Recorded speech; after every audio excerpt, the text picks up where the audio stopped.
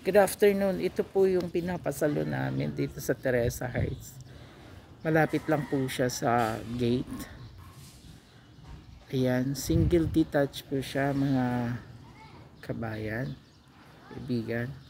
Kaya kayo nagmamadaling lumipat, ito ay ideal na po kasi ready for occupancy na siya. Pwede mo na siyang lipatan. 60 ang floor area nito, 102 naman yung lots. So from here sa kabila hanggang dito sa kabila. Ayan. Ang ganda nito, para American accent design. Tapos bagong turnover po siya. Ito pwede siya sa dalawang sasakyan na pang parking. Ayan. So guys, pwede mo pa siyang mapadlaki kasi mayroon ka pang exit lot sa harap. So may porch siya, parang receiving area sa mga visitors. So once na mapatiles mo to, ito na yung parang tambayan sa harap. So pagpasok mo guys, harap niya lang talaga yung front door. And ayan na, receiving your dining area. Mayroon siyang isang bedroom sa baba. Ayan. Para sa mga senescent part of our family. Or pwede rin yung helper or yaya ng mga bata. Ayan. So, bagong turnover, bagong pintura. Mayroon na rin sa turnover, mayroon na siyang ganyan. Countertop.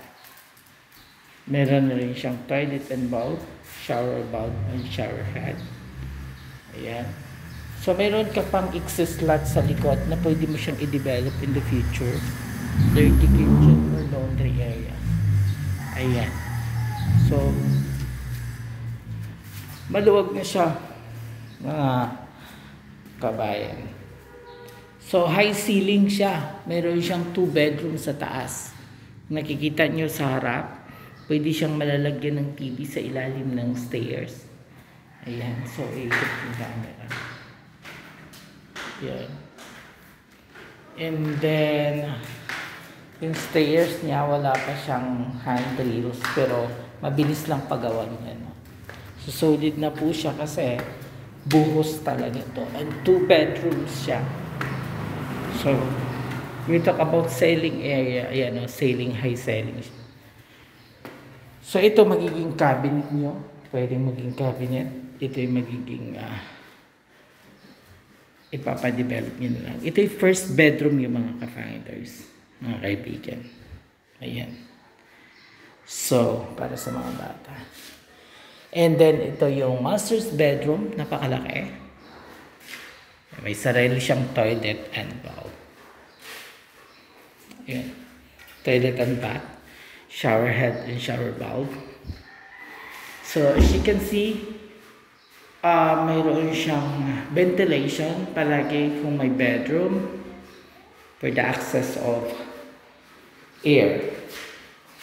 Kasi mahangin yung location natin. And ito yung bedroom.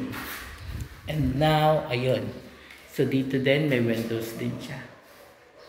Okay? So, pagbaba mo, ayan. Palagyan mo na yung railings. And para iwas sa accident na rin, medyo mataas ang hagdan sa isang. So, ayan.